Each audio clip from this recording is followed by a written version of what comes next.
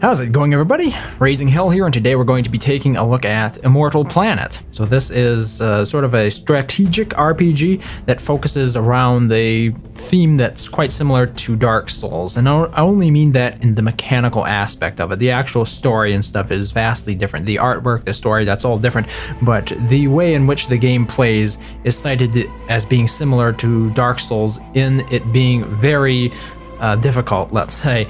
So I'm just going to click continue here and we're going to get started. The game by default is they recommend that you actually play it with a controller. I tried my controller and I'm having a problem with some games on Steam with my Xbox One controller, so we're going to be using a keyboard and mouse, and the keyboard and mouse is perfectly workable as well. Okay, we're just going to jump into the first save that I have, the temple save, and as you can see, here we are. Here's my character. You run around like this, WASD, and you can rotate the mouse around to face in that direction. And that does become important because when blocking against enemies, you want to block in the direction the enemy's attacking you from. Otherwise, you still take damage. Okay, so here we are. This is me. And for example, here is an enemy. This is, believe it or not, this is the very kind of beginning of the game. I've run through this entire level, but this is sort of where they introduce concepts like how to attack. And one of the reasons that I'm not really any further than this is because the levels do get harder, quite significantly so. So there are about 5 levels, it looks like, total in this game.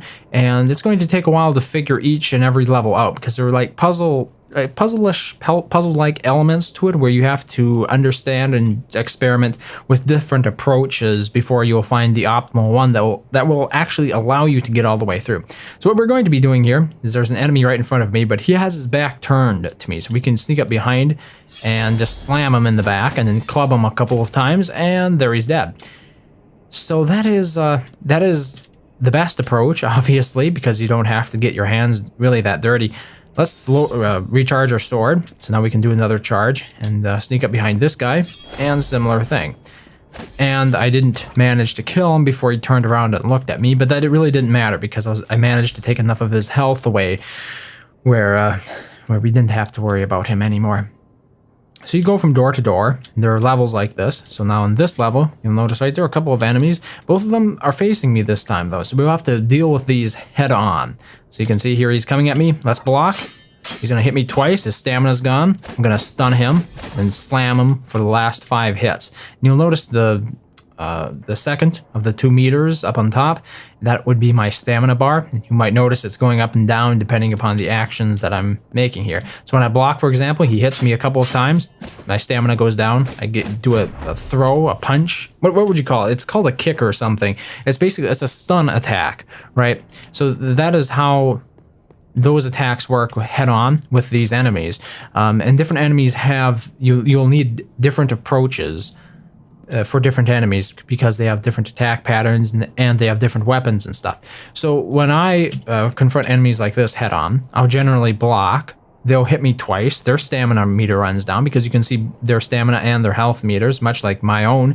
So that really gives you a lot more information and helps you make better strategic decisions as to exactly when to counterattack. So what I will generally do is I'll block like that, and then once they have run their stamina meter down, then I can perform a kick or a counterattack. It's a stun attack. I guess a stun attack still is the best way to describe it. So let's do that later. I can't do it on my own. I actually have to do it against an enemy because by default I would do a little dash. That's what I would do if I do that while not fighting an enemy. So we're going to have to engage another enemy. I'm just going to take this guy out from behind, so to speak. There are plenty more. Don't worry about it. Now this guy has a gun up here. He's going to try to shoot me. So let's block. Okay, he hits me once, hits me twice. There's the counterattack, and now I'm going to slam him for the rest of his health. And that's pretty much how you defeat them. I just demonstrated the dash attack before. We can dash over these levels here. Like when there is a jump, but there's a gap in between 2 parts of the level, you can simply right-click to dash if you're using a mouse. And this introduces a rather interesting element to the game because it means you can actually dash off the edge of the levels. So like for here, I could just go ahead and dash right off and I would die because of that. And this becomes really interesting when you're trying to fight, because there are going to be situations where an enemy is coming after you. I had this with the very first boss. They tried to do a little jump on top of you, and to avoid them hitting you when they jump, you have to do a little dash to get out of their way. And if you're like right on the very edge of the map, you can actually jump off accidentally, or enemies can push you off. Although I don't think that's ever happened to me. I'm not 100% sure they can push me off, but it looks like it could happen because you can push enemies off. I've just never got myself into a corner where that would be possible for them. Here we have a little box. Let's open this up, and we should get some goodies out of it, or maybe an enemy. Okay, pick it up, and it appears to be one of my syringes, my health syringes. I forget what to call it exactly. We can go look at the inventory here. They're called Immortal Blood because we are one of the Immortals, and we actually have some other tools in our quick select. This is one of the aspects of the game that I wish I could change a little bit. By default, everything that you use when you're using the keyboard and mouse, there is no ability to remap any of the controls. So for example, space is always going to be block, shift is always going to be run or dash, and then right click is always going to be sprint. And I'm just thinking, it'd be nice to actually change some of those up. So for example, these items that are in the quick select bar that you can see in the lower left corner of the screen, they're hotkeyed to 1, 2, 3, and 4. And for some people that might work, but like I've never really played any MOBAs, and I just don't have sort of muscle memory for those keys. Reaching 1, 2, 3, and 4 isn't like natural to me, to my mind, if I'm not actually typing with both hands on the keyboard. So that's just one of those little things. I wish it could be remapped to something else possibly, because I find it inconvenient to reach those numbers on my keyboard. But if you're using a controller, that would be less of an issue, because a controller is much better laid out for that kind of those special abilities. Okay, let's go through the next door. And here we have another little stage. This is when they give you the charge is called Awake for some reason. Right now my weapon can be charged, so I just hold down the left button and you'll notice he charges it up. And the interesting thing about them talking about charge for this area is it really wasn't the best place I found to use it. Usually I just blocked for these guys up here. I mean, I could charge them, but then they hit me as well, and it's just like, it's bad all around. So they hit me for some health. I just lost some of my health. So he's gonna hit me twice. I'm gonna counterattack and then finish him off. Just like that. So I should also say, like, I have not played Dark Souls, okay? I know that'll probably be a little bit hard to believe, but I've seen other people play it, I've heard about it, but I've never actually played it myself. So I'm not going to try to compare this game's combat system to Dark Souls, although I do notice certain similarities, because it's kind of like a fighting game in a way. I don't know much about fighting games either, but where you have to memorize certain combos, right, to be successful. For example, you can easily mess up. This guy up here, he's a bigger dude. He hits harder. And it's easy to mess up an attack simply by not, like, for example, I'm blocking here. If I block for only one hit instead of two, he's going to absolutely massacre me. So let's go ahead and try this once. I'm just going to sneak up behind him. And then I'm going to block, and then I'm not going to block. And now look, he's kind of stunned me. Okay, that wasn't the best example, but did you see how much health I lost? I lost about half of my health because I didn't block twice. So you have to always be aware of the enemies and their unique abilities, I guess you could say, because for some enemies, they're going to be just simply taking more of your health away. So you have to be careful about that. Okay, let's go into this next little room over here. And here we have some. Oh, this is when they introduced the dash ability. Let's block. Oops. You can notice I didn't block for both hits, so that was bad. Block 2, counterattack, and then we can attack them some more.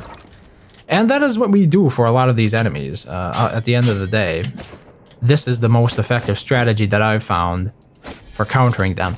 I'm not paying quite as much attention as I should be, because I can remove them with 5 hits, head on after stunning them. I can certainly remove a unit with 5 hits, but I'm a little bit distracted, so it's taking me more time because I'm not doing it as perfectly as I should. If that makes any sense, I don't know. It's a little bit early. Let's just say dash across that gap right there, and let's see if we can sneak up behind this guy right here and finish him off. You notice the guy that was standing right next to him doesn't see me because you can see which way he's currently looking. The arrow sort of demonstrates which way the enemies are currently positioned in, as it does with your unit as well. If you notice underneath my immortal, he will rotate in the direction of the arrow, but basically that means that's the direction that he will be facing in. So let's sneak up on this gun guy. There we go. And now this one over here, I won't be able to actually get at before he spots me. And there he shot me, as you can see, because he has a gun. But we can dodge it. We can dodge it by doing a little dash. And fortunately, he does not shoot very quickly. Let's dodge. And let's block. He's going to attack a couple of times. And we counter and finish. Well, just like that. There should be some more goodies over here. Let's open this box up. And we're going to get our something out of it. I think we got another one of the health kits. Let's run over here and move on to the next stage. I just wanted to run through all of these. Okay, this is one of the last stages for this arena, let's call it. And this is going to get me killed. And there we go. That's a good example of how you die in the game, and it will allow me to demonstrate a rather interesting aspect of this game. So we respawn at the temple, of course, because each level has basically one checkpoint. And you lose all of your progress through it. So in other words, if you walk back over here, you'll notice the enemies are still in place. So what we're going to need to do is we're going to have to fight all the way through what we fought through before. However, we do not necessarily lose our experience, because when we die, the experience is sort of dropped where I died. So if I run back over here, this is the shortcut to get to the area that I was in just a moment ago. And we can run back over here, and right there's where I died. As you can see, that's the experience, and I can go ahead and pick that up. It will also heal you, so it sort of behooves you to wait for regaining the experience. So I'm just gonna wait for my stamina to recharge and then counter fully. So it makes sense that you would actually want to wait until you are almost dead the second time before picking up your experience, because this experience that you dropped when you died the first time will fully heal you. But that's a little bit of a chancy thing, because then if you died the second time, your original experience would be replaced with your secondary experience, right? So it's rather important to pick it up, but at the same time, you can sometimes leverage it to actually, here, let's 1, 2, counter, recharge, and then finish. And there, I just knocked him off the edge, as you can see, because he was staggered. I'm calling it staggered, is stunned. Stunned might be another word for it. I'm kind of familiar, I guess you could say, with... Whoa, we did not want to do that. Not sure what that was about. I was kind of botched that, to be honest. There we go. Finish that one off. And now here is the final stage, I guess you could say, the final level of this level, the final stage. I'm going to call them stages. These are like little stages. You have to enact, you do your little ballet on them, if that makes any modicum of sense. Okay, so here we have another brute. Let's sneak up on him and finish him off. And then we can push this guy over the edge. There we go. And here is the boss. This should be the boss level. I'm not sure the boss will be here because I already defeated him once. Not sure at all. No, the boss is gone. That's a little bit sad. We might be able to bring it back. And that this is just part of the narrative. So there was a nice boss battle here. I wish I could show you the boss, because he was a little bit difficult for me to defeat. I'd say it probably took me about 10 tries. So if that's something that you like, I had to try different, slightly different approaches to it, and just getting the timing down. You know, timing is everything for me anyway. I don't know who else is playing this, if you can get through it without needing to time your attacks very specifically. But you know, once you start getting a feel for the attacks and the counter attacks and stuff like that, then you get much better at it. And this is just a lot of dialogue. I can't skip through it apparently, which is a shame. But there we go. Finish that. One other thing. that I'm going to make note of is the fact that even though I defeated this boss, I never got the achievement for it, the Steam achievement that I was supposed to. Okay, so here we continue on. This is additional stuff that I've done. This is the next area. Let's just jump on here. And we will be teleported to the next area. Now, this is one criticism I have of the game. There are too many animations, I think, for small things. For example, whenever you die, you will return through one of these elevator-style systems, and you have to watch the elevator animate each and every single time. Since this is a game where you die a hell of a lot in it, it becomes a little bit tiring after a while. And here's another issue, is when navigating stages like this, I'll walk into this area, and then it loads the next area. Then I walk through this area. It's not really that big. Over here, it loads the next area. Walk through this area to over here. Got to take the elevator there to get to the next area. But it just seems like these areas are really small, and there is like too much animation going on that really slows the player down. Like, you can get to one side of the stage faster than it takes to actually play the animation for you jumping to that next stage, if that makes any sense. So here's another checkpoint. As you can see, rest. So this is another level. We can choose rest and level up. So let's take a look at the level up system. At the moment, I have 1,528 experience. The next level, the next perk, what would you call these? The next stat that I increase is going to cost me 640. So I can get about two. I can get two new stat increases. I'm not exactly sure what blood viscosity means, but obviously experience level, I've 30 so far, gained 30 levels. A lot of these just increase the stats down below, so health, stamina, damage, attack, spell attack, armor, bonus item uses, and bonus spell uses. So in my case, I'm working on intelligence here because one of my special abilities requires 10 intelligence. Let's increase intelligence by an additional 2. So that will just increase my spell damage. It's not a whole lot at the moment, but hopefully later on we actually get better stuff from that. You can also change your weapon, but at the moment I've only unlocked one, so I'm not exactly sure when I get more. You can also change items. These are the quick items. I'm really not sure what they call them because they really don't tell you what they are. They're like special abilities. Is what I guess is my best description of them. Okay, and then we rest, and we'll come back with our new promotions, our new abilities. Our new stat upgrades, and then we're gonna head into the next stage. So this is another stage, and if you die anywhere on here, for example, if I just jump off, there's a good example of how you can jump off and die. You'll be returned right to here again, much as before. So you always be returned to the latest checkpoint that you went to. Even if I went back to the previous level, if I didn't go ahead and get the checkpoint on that level, I'd be returned to the checkpoint on this level. So I hear you introduce some new concepts. We got floating platforms, and right there's a new enemy. Now this enemy is much more difficult to fight against because he's a lot faster of a shooter. Okay, stun. Let's finish him off. There we go. You might not have noticed, but those they look like bandits or something in ponchos. They're very fast at shooting compared to the previous ones. So you got to be careful. He nailed me. No. Knocked him off. Yeah. Okay. That's about what I wanted. No. Okay. Block. Stun. Finish him. Okay. We also have mines in this level to be aware of. Oh, got shot right in the back. Nope. No! I'm dead. And I'll be returned back to this level, of course.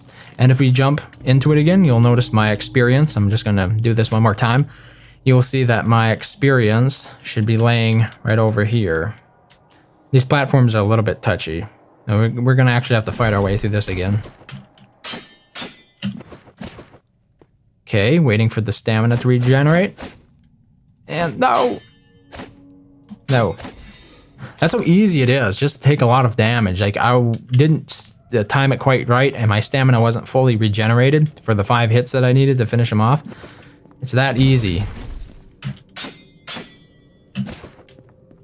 Wait for the stamina to fully regenerate. Okay, that time, yeah. Anyway, right there you can see the experience from the last time.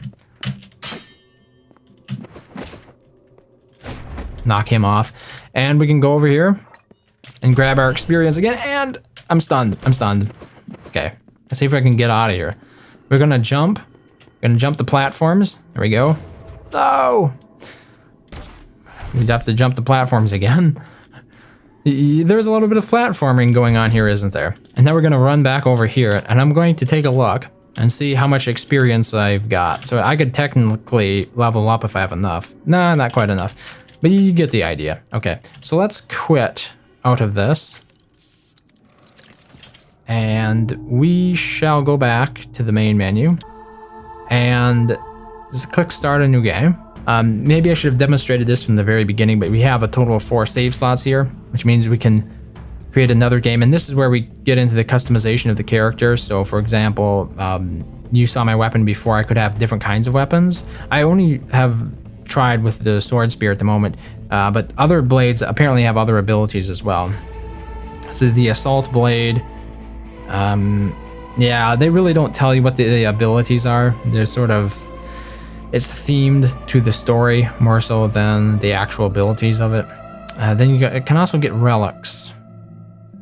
And I'm not sure what the relics do. I'm not sure what they mean by relics. I've probably seen them. I'm not sure what they're referring to. So let's change the blade on the second one. And bloodshot eyes, there we go. And that's basically how the game begins, as you can see. Here's my blade. Seems quite similar thus far. Yeah, I'm a little bit off when it comes to using this blade. Okay, I think we get the point though. There isn't a whole lot else to cover. So far, what I've seen in the game, this is... So every time I restart, every time I exit back to the main menu, it restarts my recording on Bandicam. This is the first game that I've ever seen do this.